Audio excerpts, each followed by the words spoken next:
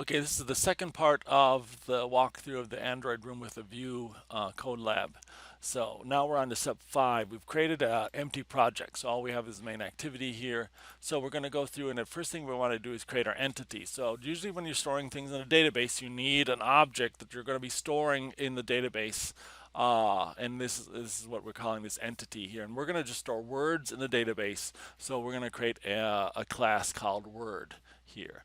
So we just go over here, right click on this folder where our Java files are, and do new Java class. We're going to call it Word, create that class, and we're just going to take the code from here and put it in there. Now we're actually going to do this code, but I'm going to build it up slowly. So I'm going to start with this one first. So here's our class. I'm just going to replace this with this Word class. Okay, so all we're doing is storing a string that's Word. Now they're using this naming convention where member variables in a class start with the lowercase m. So we know this is this thing that's called mWord is just a variable that's used within this class. And again, some companies use that naming technique where they add the m here. We have a non-null here. We've got to bring that in, so I'm going to hit Alt Enter and import that up here. And so once we have that word, we have a constructor, a getter basically, and a setter. So this will let us set the word, and this will let us get that word for us. So that's our word template here. But now we're going to store this in a database. So we're going to add some annotations to this that are here. So here's our first one. Sorry, my video just got uploaded from the first part of this. Okay.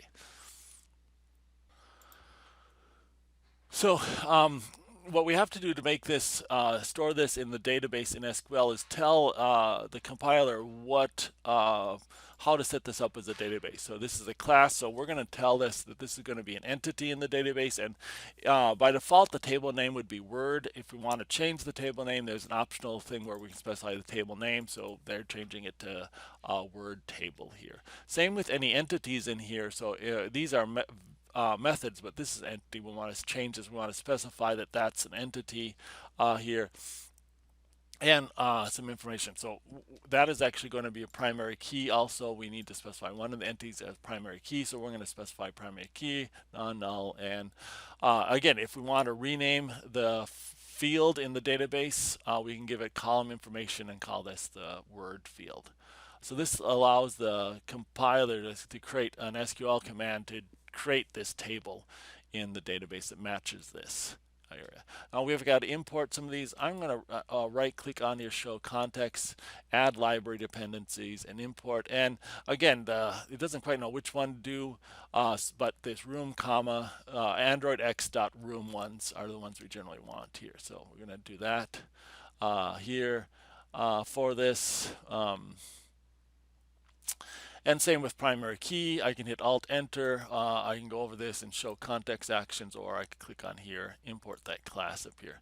Now, one thing you might want to do with these is a lot of these are in room, so you can actually go up here and we can just say room.star to import all of the room related files here, and that would get rid of all. Some organizations don't like to use the stars, like them have explicit here, so you can depending on where you're working, you can see which one we want to do there. But I'm just going to say Android X dot room dot star to get them. So that's all here. So all we're doing, this is a real simple table. We just have one field. It's a primary key. We're going to change its name to Word, and that's going to be in one table, and the table's name is going to be Word table for this. So okay, so that sets up our entity here. Talks a little bit more about this here. You can read through that and what these different annotations mean for this. Okay, now we're going to create our DAO. So again, we're down here. We've just created our Word object. Now we're going to create our Word DAO, data access objects, that'll use the Word and interact with SQL. This is the one place where we've got to interact with SQL, and SQL-like commands will show up for this. So let's go down to step 6.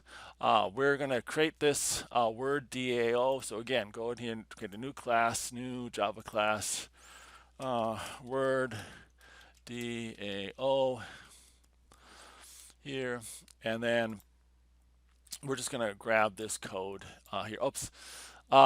It's supposed to be an interface and not a class. So I could change this to interface here. And it also changed the symbol here. What I should have done is I should have done here new Java class, and at this point switched it to interface, and that would have done it there. So, but I changed it here. So if you know it's going to be an interface. Now, why is this an interface? Is that Java, I mean the compiler here for Room, the library is actually going to create or use this interface to create the code it needs to do this. So we just have to specify what is being imported here. So I'm just going to actually copy this all, and where it says replace this public interface with this other code here. So again, we have these libraries we need to import here, and we've got to do that. So I can hit Alt Enter to bring those in here. And again, sometimes you can decide if you want to change them so they're not all these room things. So again, if you do room.star, sometimes that's helps simplify these. Now list is actually just the normal data structure like an array, but it's a list. And so again, we just want to import that, and that'll import javautil.list here. Okay, so that's our imports. So we don't have any errors. So let's talk a little bit about what this is doing. We're creating this interface here. This is how we're going to access the database. And so we're sending Word. We're going to want to store information in Word. And we usually do what is called CRUD, C-R-U-D.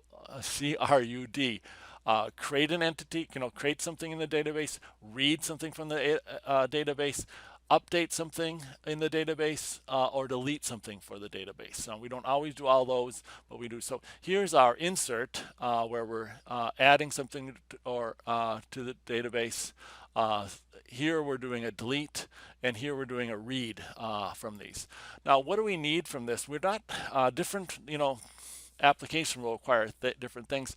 We're just storing a list of words, and we're going to always want to read that entire list of words. It should never be that long. So this could be like a to-do list, or just a word vocabulary words, or shopping list, or anything like that. So just a list of words. It won't be too long. So our only way of reading it is we'll read the entire list of words. So we'll get alphabetized words here, and we're going to return a list of these word objects.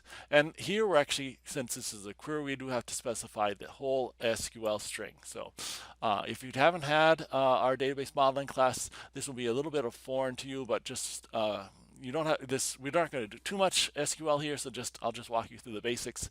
What we're saying is we're going to select all the fields from the word table, and that's the table we created to do it, and we're going to order it by the word in ascending order. So that's what it's saying. Here. And since we're not selecting based on some, or limiting it based on some things, it's going to not only select all the fields, but all the rows for this. Now, there's only one column, one field that it's the word in the word table here. So it'll just select, create a list of all the words. And this will create a list of these word objects. So that's why we created this word object here. It'll create a list of those for us. And again, when we want to delete this, we'll delete the entire table. Oh no, delete. Yeah, so we're going to do a delete all, where we'll delete all the words from the table. Now, eventually, if we probably want to have some way to delete a single word from the table, but we don't have that in here right now. And again, we want to add words, so we just have an insert word for our table. And stuff. So sometimes when you set these up, you have to specify the SQL, and sometimes you don't. Often with the deletes and the inserts, you don't have to, because those are so common. There's a standard way of doing this. But again, here we're actually deleting all the words, so we have to specify. That's a little different than just the normal delete a given word and you provide a word here. Same with insert. We want to ignore conflicts, so we want you to be able to add in duplicate words here. So we do have add a little flag here to this. So again, I'm not going to go over too much. If you need to do a lot of this, there's some good tutorials that walk you through the different commands that can be used here. But we just want to see the basics of all this works. Okay, so we've got our Word DO, and again, it walks you through some of this stuff here. Be good to have you read through that. So now that's here. So we've got our Word DO. We're going to create a room database, but first we're going to make one modification of this, and that's that we're going to need, rather than a list of words here, we're going to need to return a live data structure around a list of words so that we can send that up to the main activity. It's easier to actually just create that down here when we're returning things. So that's what the next step 7 is, just a quick thing to change our query here to return a live data set of words. So we're going to go in here. I'm just going to comment this one out, and we're going to add in this one. And again, we're going to need to import live data here. Okay, so now that'll let us do the import. Now the last thing we want to do here is, again, we're going to create this database, and we'll have this structure set, and then we'll in the next part of the video we'll do this stuff. But let's just do this. Next part, we need to add the room database here. So this is our database class. You always need a database class, so we're just going to call it Word Room Database. So again, another class here. And this is actually a class, not an interface, so we'll just type that in here, have that. And again, we can go over here, and we can just copy basically this code. Now this is where you can generally understand and edit all the other code. This is getting to be a little more boilerplate code in that it's a little harder to understand. And even when you've created these a couple times, you often just do some tweaks to this code. So let's just kind of walk through this code and see what it is. First, let's do some imports here so that we can get things correct.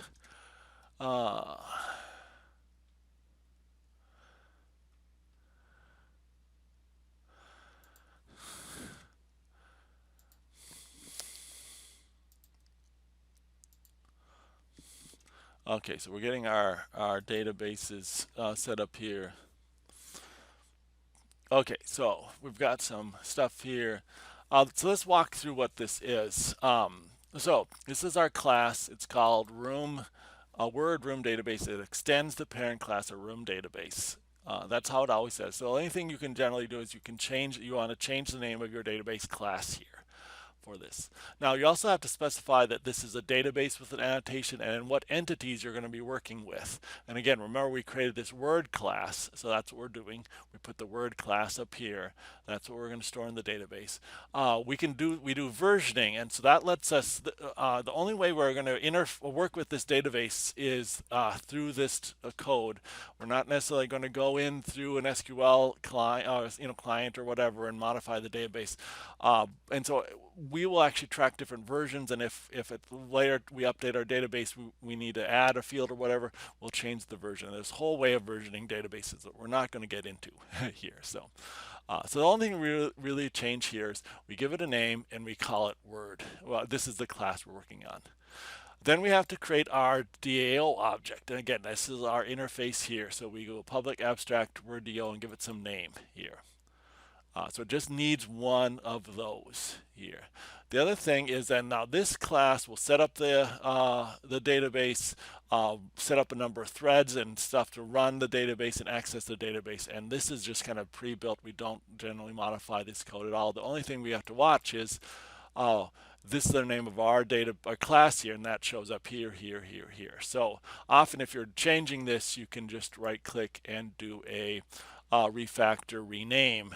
And rename so you get all of these entities here. So again, this is just specifies some information about the stuff. And this is our one method we'll be calling later on is we'll get the database from this Word database thing, and that'll set up this database. But I'm not going to go over this code.